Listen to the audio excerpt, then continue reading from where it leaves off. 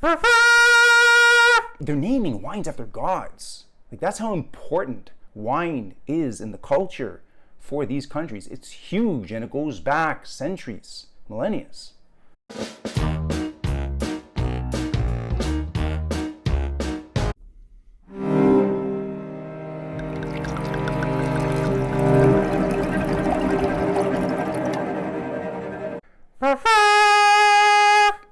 I like that one. Okay, quick, everyone that's watching right now, what does that sound remind you of? In the comments below, type it in, and be gentle, be polite. When I hear that trumpet sound, that reminds me of the Roman Colosseum. For whatever strange reason, that's what I am reminded of. I think of gladiator combat, a lot of fighting, lots of bloodshed. Where am I going with all this? Trust me, stick with me. So why did the Roman Empire, the emperors, arrange for that competition in the Colosseum? One of the reasons was for entertainment, for the public. Keep the public entertained, keep them happy, and then keep the favor for the emperor, right? So that he can stay in his position. But another reason for that was for sacrifice and to pay homage to the gods. So what the heck is the connection here? What's the connection between wine, the Colosseum, the gods? Steve, what the hell are you talking about? I'm talking about Sangiovese, and I'm talking about Jovis. For you Latin people out there, you know, I think translation of that is the blood of Jupiter. English translation, Sangiovese, Jovis. Sangiovese, baby. Sangiovese. Sangiovese, Sangiovese, Sangiovese. Italy's most popular grape. Italy's most planted grape. And I find this fascinating. I find this fascinating that you have Sangiovese, translation, the blood of Jupiter. Okay, because Sangiovese is such an important, not just an important grape in winemaking in Italy, but look at the name they gave it, right? This is the blood of Jupiter. This is the blood of the gods. Jupiter is the king of the gods. Okay? This is the king of the gods that we're drinking, right? To pay respect for him. But now let's go to France. So why are we going to France when we're in Italy, right? The show is about Italy. Yeah, we're going to get back to Italy in a second, right? But you go to France, and you have wines such as Halos de Jupiter by Michael Gassier and Philippe Camby. Why are these they're naming wines after gods? Like, that's how important wine is in the culture for these countries. It's huge, and it goes back centuries, millennia. It's ridiculous. In France, the king of the grapes is Grenache, but the king of the grapes in Italy is Sangiovese. So very interesting, right? We'll be going to study Grenache later on. But today, that's what the focus is. Today is how to Sangiovese.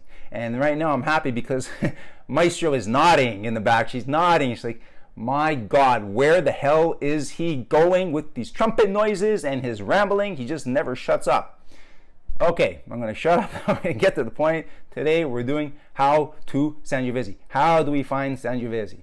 Okay, so we're going to go through all the profiles, characteristics, and then we'll do some experimenting because we do have some glasses here that need testing. Okay, we need to test it for quality control, and we need to test for best value, right? Now, you may think this is easy, right? How do you find Sangiovese? But there are a heck of a lot of grapes in Italy, okay? And a lot of them taste similar because they share similar terroir. Okay, yeah, Italy's a big long boot, okay, but still, in terms of the brush that's planted there, their herbs, and the climates, it is relatively similar. Yeah, as you go to the south, it's going to be warmer. As you go to the north, it's going to be cooler, right?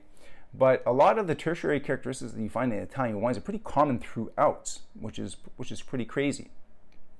So, anyways, we've got a whole bunch of grapes it could be. One that it really couldn't be because it's it's such a very, very different grape and grown in the south of Italy that it'll be easy to knock off and say, hey, this is not Sangiovese. It would be this guy here, Primitivo. Okay, but then you have Aglianico. Okay, you have Aglianico 100%, but Aglianico can also be blended with Sangiovese as well, as we have something over here, right? You can have Sangiovese in different regions, and you know, like over here we have Semichele Torri, Chianti, Colli, Fiorentini, so which is about 80% Sangiovese and a little bit of Merlot, right? Then we have some Chianti Classico Reserva, some Brunello. This guy here is a Langhis, which is some Barbera and Nebbiolo, okay? And then we have Barolo, we have Barbaresco. Like, there are so many different grapes in Italy that, you know, saying, okay, look, we're going to find Sangiovese is not as easy as it sounds. So, how to find the blood of Jupiter? Okay, so first we're going to start off with color. Now, Maestro's prepared these wines. Again, I have no idea what's in the glass, but one of them should be Sangiovese. And I think we're looking for 100% Sangiovese. We're looking for a good expression, 100% Sangiovese. So, Maestro, that's a lot of trust I'm putting in your hands to make that pour. Let's hopefully, let's hope that you've executed your task for today. Now, just looking at the color, you can see the colors here and here. They are very similar. Classic color of Sangiovese, you're going to have crimson, and then around the rim you can have a little bit of brick and orange depending on the age of the Sangiovese.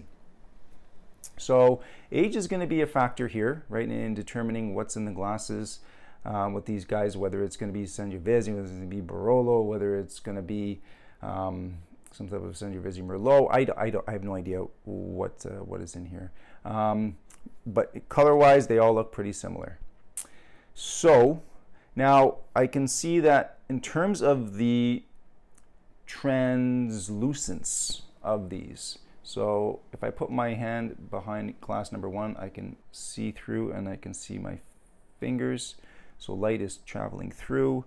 It's a little bit more or less translucent with number two, and number three does have some light passing through it.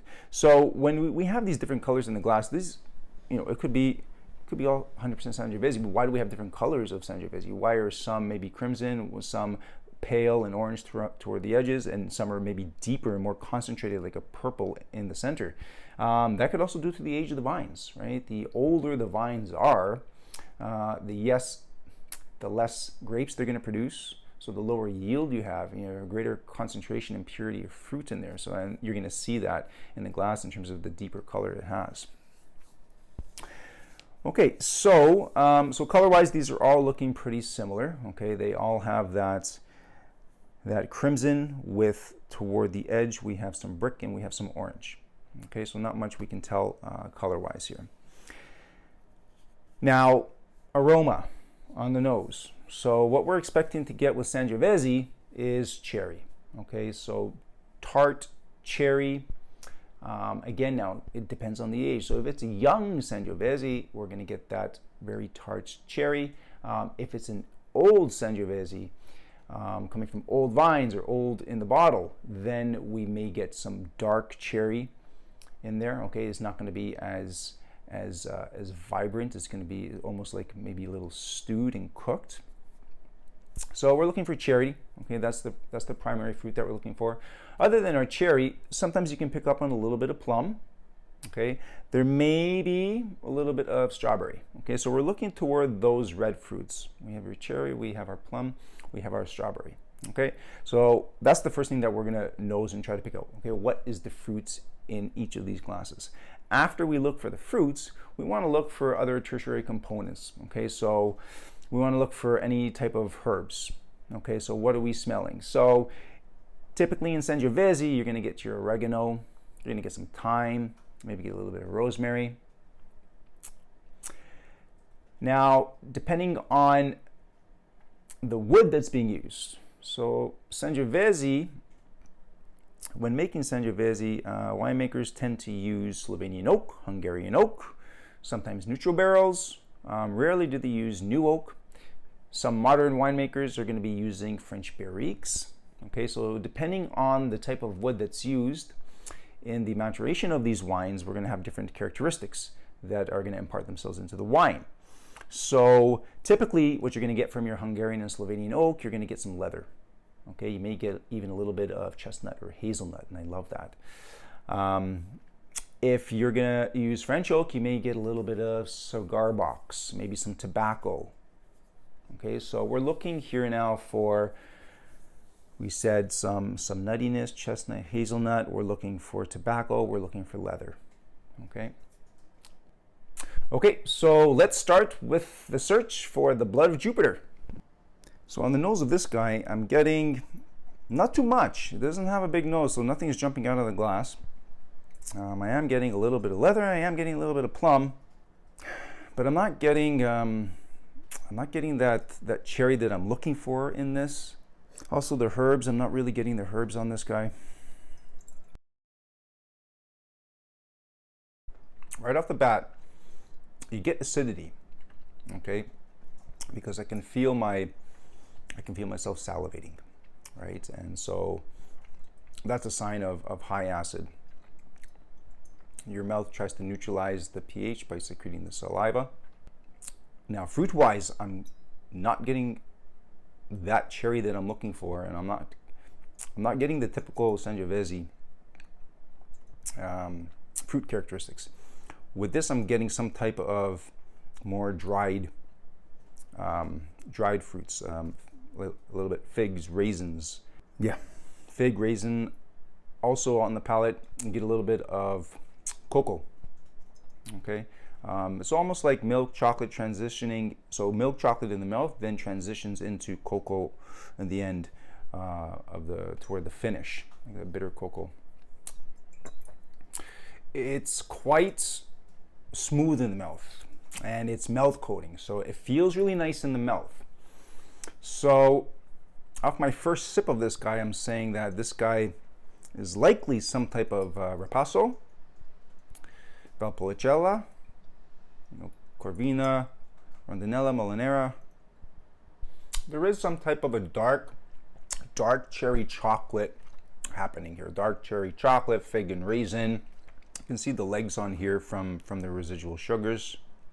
I don't think the alcohol is too high on this. I think the alcohol is about 13.5. Now, color-wise, this guy does have some age on him. I would think that this is maybe at least the 2016 Ripasso from Valpolicella. He also has there's a nuttiness to him. There's a hazelnut. There's a balsamic. Price point on this guy here, I like him. I think he's well made. What am I willing to pay for this guy? Probably, I'd say he's in the $20 range. Okay, so in this guy here, I don't think we found the blood of Jupiter. Not in my estimation. So my guess is that this is some type of a Valpolicella, Ripasso, 13.5% alcohol. I'd say he's $20 range and 90 points. I give him an A minus. A minus for this guy. So sorry, Maestro. No blood of Jupiter in glass number 1. Glass number 2, you're up. Ooh, I'm liking this nose.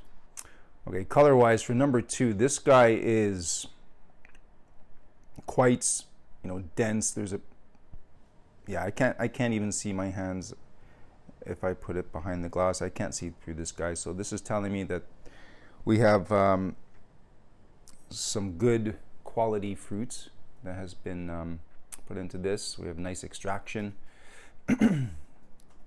Some nice old vines, perhaps. Wow, he's brooding, this guy. He's brooding. He's deep. He's meaty. I'm getting forest floor. And again, now when I was mentioning the typical characteristics of Sangiovese, I didn't mention meaty and I didn't mention forest floor. I am picking up on dark cherry. You can almost smell the sweetness in this one. You don't get the tartness, but you get the sweetness of the cherry. Sweetness of the dark cherry in this one is quite interesting. I am getting some balsamic. There is a little bit of the thyme, a little bit of oregano. Okay, time to put this potential blood of Jupiter into my palate. This is a really nice wine, but is it hitting all the buttons All the marks for the blood of Jupiter. Oh man, oh man. It has the acidity, it has some tannins, it has some wood in it. I get a little bit of the cigar box. So, you know, sometime in French barriques, which is why it has this deep dark color as well. It could have been seasoned French barriques, toasted French barrique. So the influence of the wood in here is making it a little bit difficult for me to pick up on the primary fruits and the tertiary flavors, because you have the presence of a long period of time in wood. I said I like this wine a lot. Is this typical Sangiovese, cigar box, chocolate notes, balsamic. This guy is tough. He has some age on him. You know, this could be like a 2014, 2016. I'm kind of torn right now. On the palate, I got some like a dark sweet cherry. There was some balsamic, some notes of chocolate, cigar box, tannins. And tannins coming from the wood. So right now it's kind of hard to say. This could be like a Grand Sélection Sangiovese, right? Chianti Classico Grand Sélection. This could be an Elianico, and that's where I'm kind of going back and forth right now with this guy. So, is this the blood of Jupiter right now? Hard for me to say.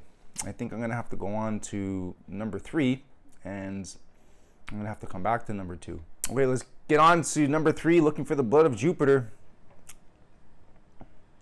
So, yeah, color is quite similar. Let's see what's happening on the nose of this guy. Hopefully we can find some varietal characteristics off the nose, make this a whole lot easier. On the nose of this guy, I mean, I like the nose. I'm getting dark cherry, I'm getting chocolate. He doesn't have that deep rooting character that number 2 had. It doesn't have the influence of the oak that number 2 had. Again, you know, like leather and tobacco. Okay, I'm liking this guy a lot. I like number 3 a lot. I am getting a little bit of the cherry. So I'm getting the cherry, a little bit of leather, a little bit of cigar box, and drying tannins from the oak. So both 2 and 3 have a significant amount of oak influence on them. So guys, looking for this damn blood of Jupiter in these glasses turned out to be a real challenge. Okay, I feel like I've been fighting in the Colosseum. Like, I mean, my veins are pumping, my heart is racing, right? It's exciting. It's very challenging. So with the first wine, yeah, I'm pretty confident that this is some type of Ripasso from Valpolicella. But then I went to 2 and 3, and I had to go back 2 and 3, 2 and 3, 2 and 3, as you can see from the volume of wine in the glass right now, that I'm having a tough time deciphering, you know, what's going on here. You know, leaving some to the reveal so that I can taste and you know, confirm and see what the heck is really going on. But so going back 2 and 3, if I'm looking at number 2, okay, number 2, the amount of wood in number 2 was too much for what I expect in Sangiovese. Okay, even if we're looking at Grand Sélection, when you know you have at least 24 months in barrel and then at least a year in bottle prior to going onto the market, the color is just so deep. So that amount of, as I said with this guy, not translucent at all. I put my hand in front, you can't see a thing through it. Okay, translucent light doesn't pass through, transparent I can't see through. So this is telling me that this, whatever this is not 100% Sangiovese. There has to be something else in here. And what other dark fruits do we have in Italy? I mean, Elianico is a dark fruit. This also could be a blend, right? This could be a Super Tuscan. It could be Cab Merlot Sangiovese. but this is not your 100% Sangiovese at all. The color is too dark, there's too much wood, and I'm not picking up on that cherry that I want. I'm not picking up on any of the thyme, the oregano, either tomato, bell pepper, leather tobacco. I'm not picking up on that. I'm picking up on more. I got a little bit of the cigar box in this one, right? So those baking spices, the cocoa. There's a plumminess to them. There's some deeper and darker fruits going on in here, but they're not cherry. So this guy, I'm saying, am I gonna say Super Tuscan? He's really, really good, and I really, really like this guy. Okay, so I'm saying maybe some type of Cab, Merlot, Sangiovese, some type of Super Tuscan is what I'm gonna say with this guy. Price point. This guy has some age to him. I don't know, I'm thinking maybe $30. 92 points, solid A. Okay. 92 points, solid A. Okay, and I think we're good with number 2. So number 2, no Blood of Jupiter for us. On to number 3. Number 3, well, if 1 and 2 weren't Blood of Jupiter, this damn well better be Sangiovese. So with this guy here, I did pick up on a little bit more of the cherry and the leather. There was a little bit of oregano in this guy. He does have some like hazelnut nuttiness going on in there. There's almost the slightest little bit of orange in there. Okay, so a little bit of orange, little hazelnut. Got your cherry, leather. I would say this guy is man, what, Chianti Classico Reserva perhaps? Not too sure. I'm gonna finish the whole damn glass. I mean, I can't. Price point on this guy, I'd say he's $25 range, and I like him a lot. 92 points as well, solid A for this guy. This was a hard tasting.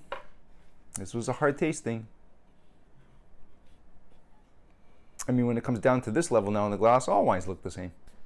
Sangiovese, you've beaten me today. I thought I was gonna come in and overtake you, but this was hard. This was harder than it looked.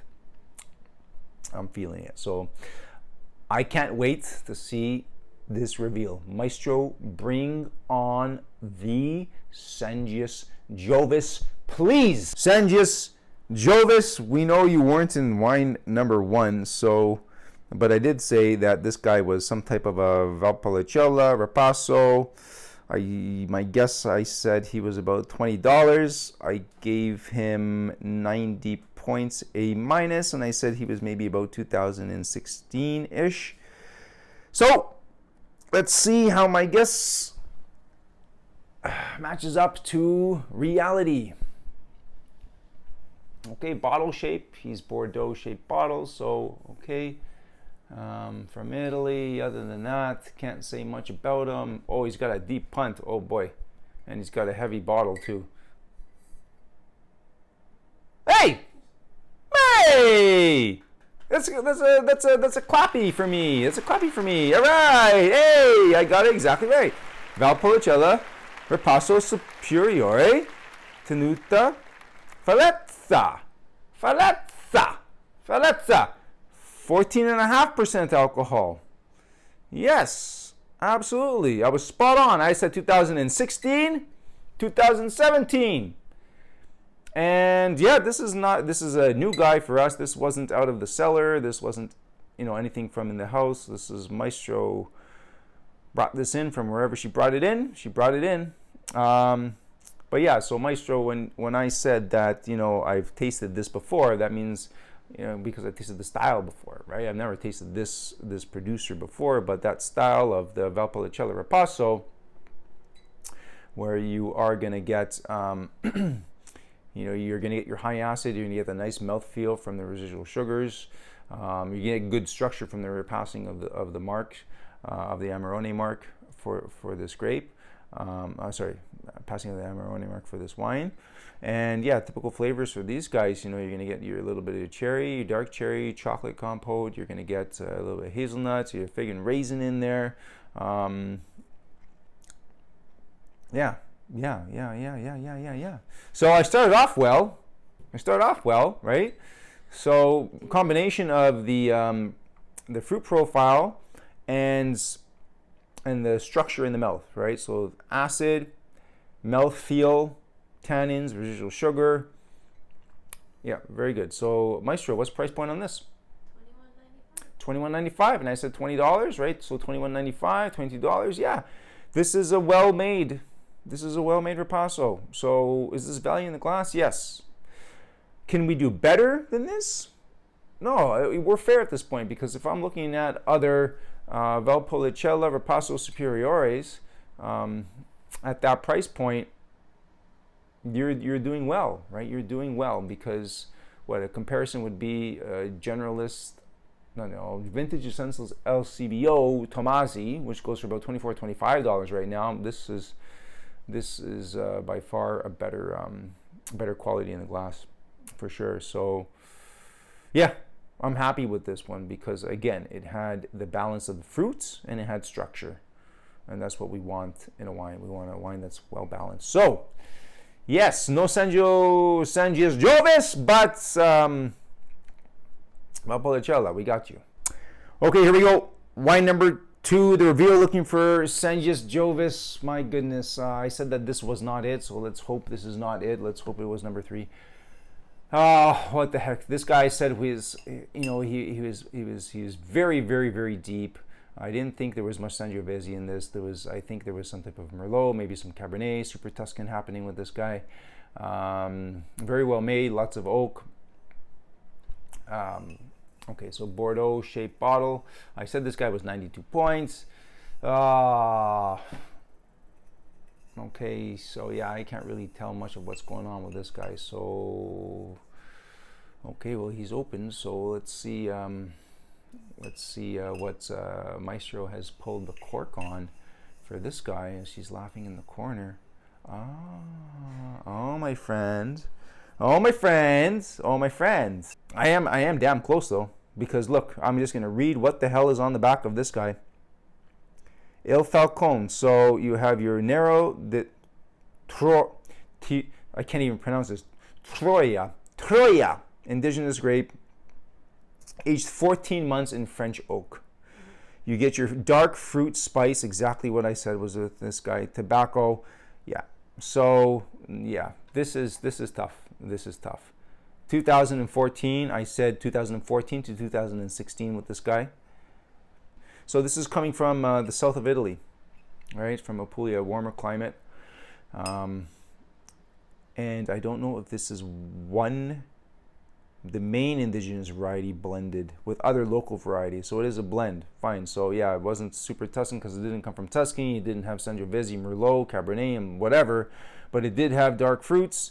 And it is an awesome wine.